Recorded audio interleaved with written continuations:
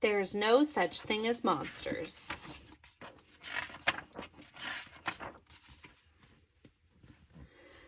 I've got my own bedroom. I am so big now, sang Little Bear excitedly. Big Bear was excited too. He had his bedroom all to himself at last. Off to bed, dozy head, chuckled Big Bear.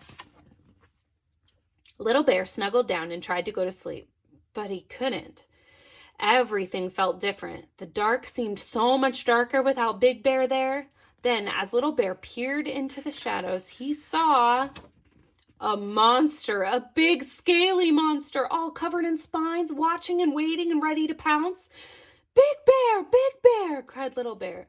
There's a spiky monster in my room and it's coming to get me. Big Bear rushed in and turned on the light.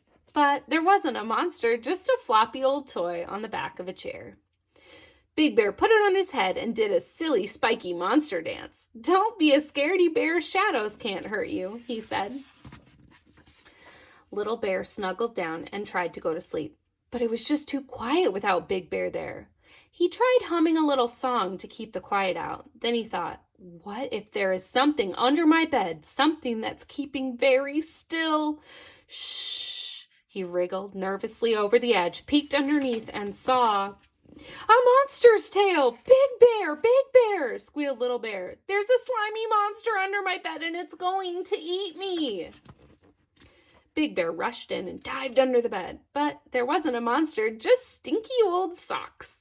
Big Bear put his hand in the sock and made stinky sock monster noises. Then he bundled Little Bear back into bed. Night-night, don't let the bed socks bite, chuckled Big Bear.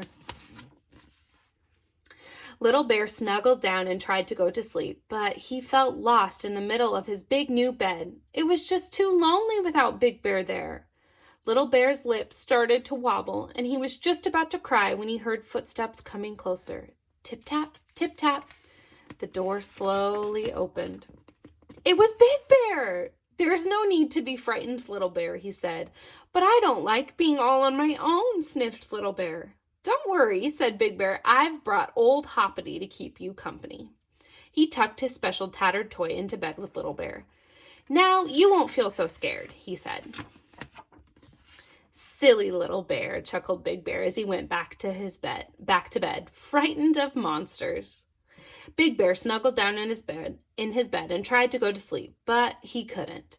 His bedroom seemed so empty without Little Bear there. Big Bear lay in the dark, humming a little song to keep the quiet out. Just then, he heard a noise, a growly, snuffly noise. And it was coming from Little Bear's bedroom. Snurfle, snort. Oh no, thought Big Bear. Maybe there really is Stinky Sock Monster under the bed, and it wants a little bear for its supper. Big Bear raced down the hallway as the noises got louder. Snurfle, snurfle, snort, snort. I'll save you, Little Bear, he cried, pushing open the door.